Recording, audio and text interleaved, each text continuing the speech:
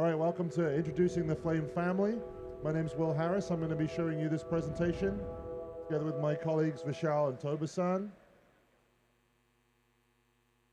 And really what this is about is the family of Flame Premium, our end-to-end finishing system, which is comprised of Autodesk Flame.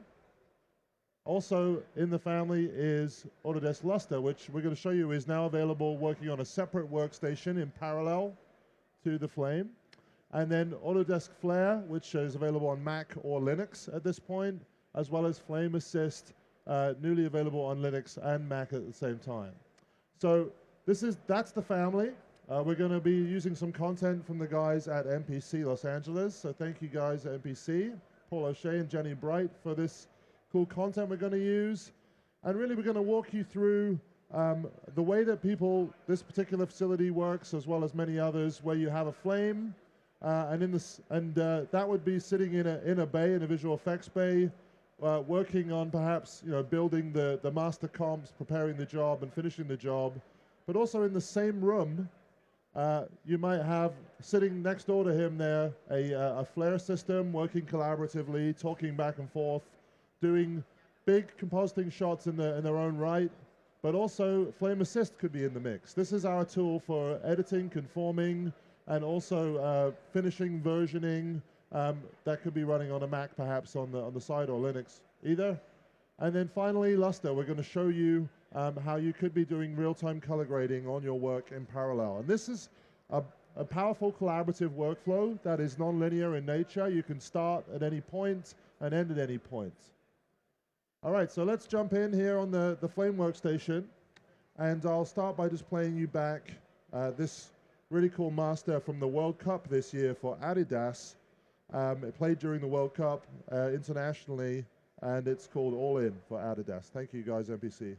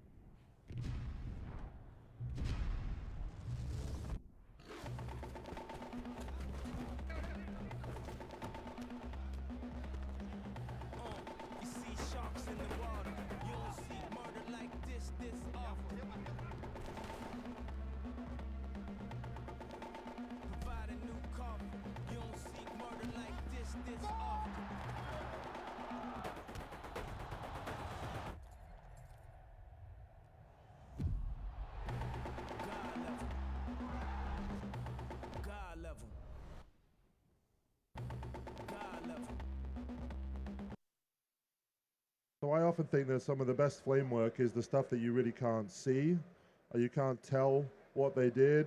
And of course, in a piece like this, everything is manipulated. And let me just show you in a Twoup view here how much work goes into this. So you could just see, if we just take somewhere in the middle of the piece here, you can start to see how there's broadcast footage that needs to be worked on, reinterlaced, completely rebuilt background so that everything says Autodesk in the background. If we come through here, you can see how complete stadium rebuild. That's just the beginning of it. No one there for the shoot. And then of course, as we get to the close-ups of the players later, you can get to understand that just a bunch of a small green screen room in Manchester turns into a full international stadium. And they interestingly opted to not build computer graphics generated stadiums. They did it all with traditional panoramic stills and video compositing, which is really quite innovative from where you start. Finally, I just want to mention that there's a lot of what we sometimes call fix it in post, where certain situations, boots has to be replaced, components of the player's clothing have to be replaced. There's pickup shots like this one, which actually has Paul, the VFX supervisor, standing in the shot, all straightened out. It's a real menagerie of content. You can imagine a gray day there that's turned into this international arena. So you could get a good idea that there's a lot of work to do. And I'm just going to show you a little bit of how that work gets done. Switch to a new group of reels here where we could take just the plate here and a large still, and I'm going to drop it into my batch. I'm just going to clear it right here and drop it in. So if we just take these two clips here and put them into the batch area of Flame, what I'm able to do then is I'm able to just start as a sort of a supervisor role here, start sort of templating out the shot the way that I think I'd want it done, and then my colleagues who are waiting in the wings here could start helping me with that. So let me just show you what I mean. So you could be doing something as simple as just laying out how you want this composited, right? So I might just cut out the guy roughly or accurately as I need, and just to really lay out intent of what I think needs to be done here. So we'll just cut him out, starting small here, but you get the idea that this is really just a way of me defining, hey, I want you to connect to here. I want to just cut this one layer here, which will give me a cutout, and of course I'm going to want the opposite of that, right? So I could then start manipulating the other plates here. So let me just take this back plate, turn it around the way I want it, send it back in space, so it's sitting there, and it's really just lining up the lights. That might be as far as I need to go at this point. My colleagues will know what to do to roto that, to clean it up, and so on. But what I need to do is I might just explain a little bit more of the intent that I want here. So I might just add some strokes to indicate that I want more light wrap around the guy's face, and I want these lights to really zing. I want more lights over here. I want people in the crowd standing, holding flags. I want lots of bodies in there, and so on. It needs to be completely refilled. So that might just be my statement of intent that I can hand off to another artist. And at the bottom of my project here, you'll see these shared libraries. They're drop boxes that I can then say, well, I want to take this work in progress here, and I want to drop it straight into the Flare Dropbox. That's one of the Flame family, right? So we're going to go to a 3-up view right now, so you can see how Toba-san, who's actually in the back, we don't have room for him out in the front, can work. So if you could just give us a 3-up view there. He's down here in the bottom right, working in Flare, working actually with the same stuff that I just gave him. So off he goes. Vishal over here is working in Lustre. So that is also a software that's available to you on a second workstation here. And he's going to do some real-time color grading for us. How are you doing today? I'm good, thank you. So yeah, as Vishal gets started there, balancing shots, it's something that I would certainly do on the Flame, by the way, is hand him the timeline, which is, he's already got it, but you could see how I could just drop that complete conform in a Dropbox for him to start working with. But the important thing that I want you to see here is that we can work in parallel. So whether it's lots of compositing that you need, or lots of color grading or editing, whatever you need, you'd be picking the right members of the Flame family to do that. So that as Toba-san continues there, maybe you guys wouldn't mind coming back to me on the Flame just for a moment, and we're going to come back to the 3-up just a second. I just wanted to show you how, for that shot that we just saw of Van Persie there, how you might start to do some of that stadium rebuilding. So just with a bit of keying here, I'm just going to go through here and just show you how, of course, this takes some time to refine down, but just to give you an idea just how much you can pull off in a really just as a way of just templating out the idea. So I'm just going to take a really rough key, and I'm going to bring that along with some other elements on my desktop here into the background, right? So let me just grab some backgrounds, and let me take something like this.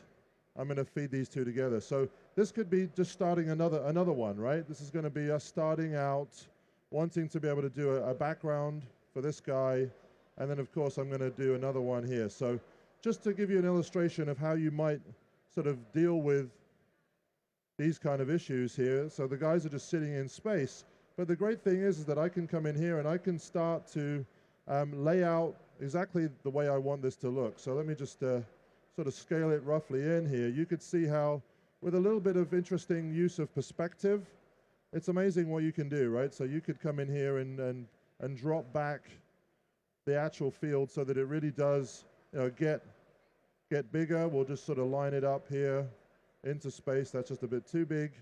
So let me just line this back here, and we'll just we'll bring those back down to just illustrate how you might start to bring in the scene that's going to really move away. It's a simple example. It's going to need to be tracked up, but add some video elements into there, and I think Toba can show us, if we go back to a 3-up view, a little further along on that shot. So, Vishal, you've been doing some beautification on the images. That's nice. Thank you so much. And Toba's in the middle of a much later version of this, but you can get the idea that this is where you might pepper in the video and so on. And really, as he comes towards the end of his process, we want to show you how if he makes us a BFX container, we can tie this all back together. So let's just have a look at that. So Toba, if you wouldn't mind. He can hear me, that's great. So Create BFX is really a mechanism that allows us to take all that big comp and put it into a container that then becomes a clip again so that we can cut it into a timeline. So what starts as clips becomes a schematic and eventually back to a clip. So if you come back to me full screen on the Flame here, you can start to understand that I have a timeline here. And the great thing about this is really that I'm able to then take any of his work and just drag it into my timeline as a clip.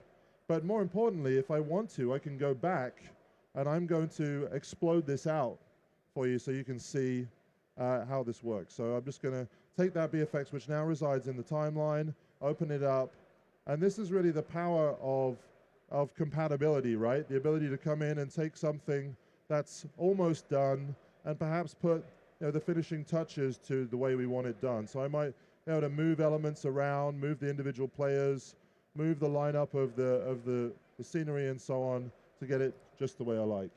All right, so that's great. Now, I just want to spend a few more minutes to show you some of the cool creative challenges on this job. One of the problems that actually happened here was that some of the players had the wrong boots in the shoot.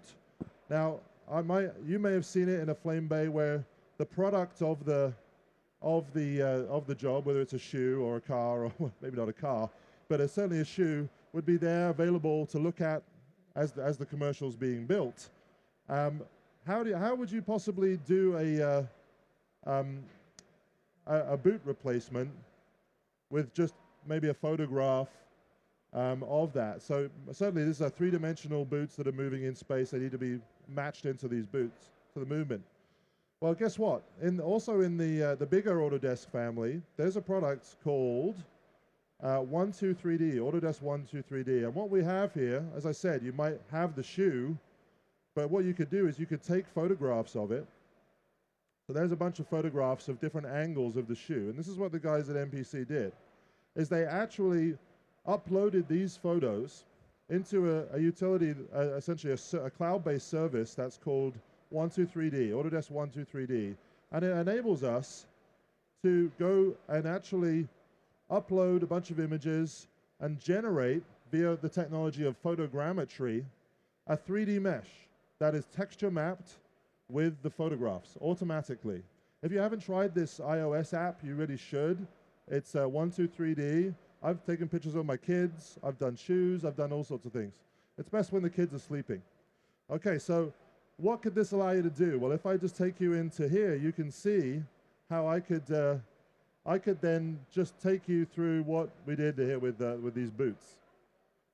Via FBX, the film box format, we can get a 3D model back that is essentially the wrapped boot. And this is completely usable in all directions, right? So this then needs to be animated in, and the guys at MPC actually animated these boots into place for this specific piece of footage.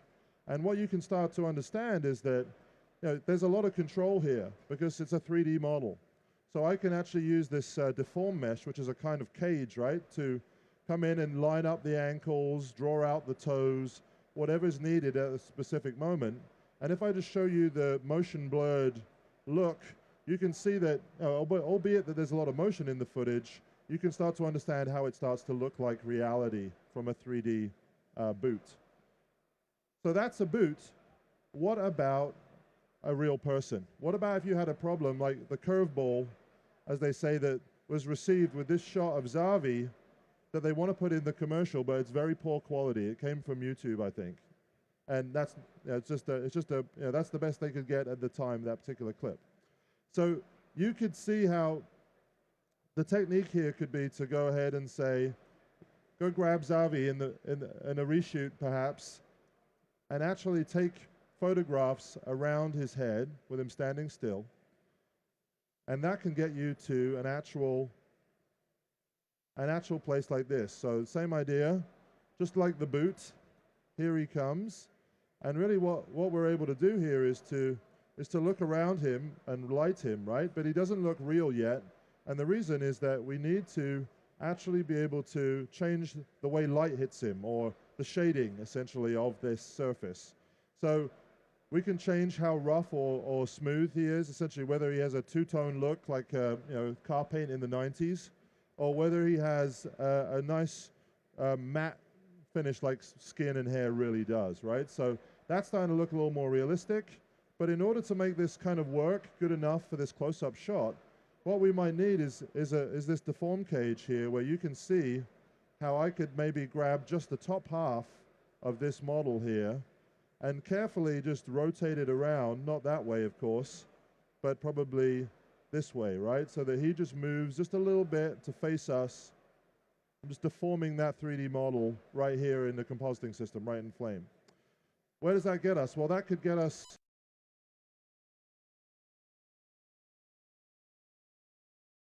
to add a little life to this, right? So taking his original UVs, which is really the texture that wraps the model, I would like to do a few little creative touches, like add a little paint stroke so that you can get a little bit of a glint in the guy's eye, right? Just a little artistic impression here to just get it so that it looks like he's really, really alive.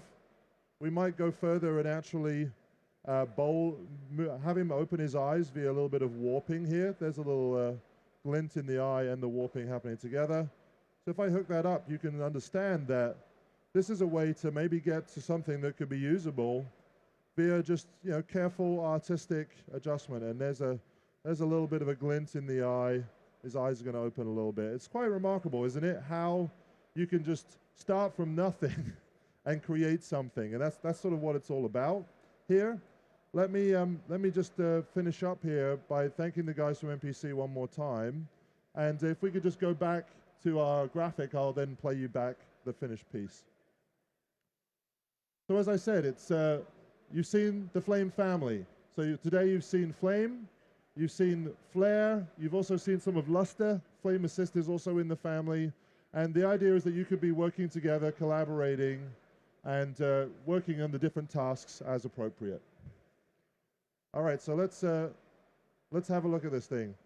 If you missed it at the beginning, it's really quite a cool piece coming from MPC LA there, played in the World Cup final.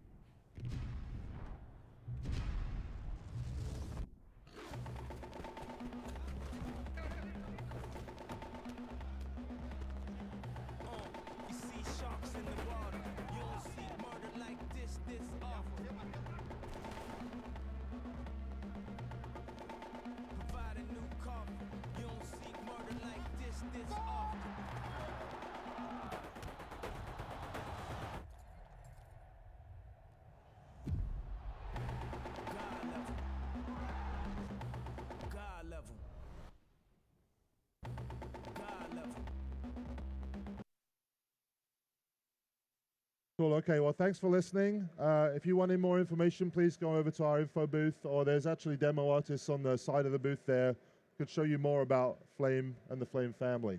Thanks for listening, guys. We'll be back in just a minute.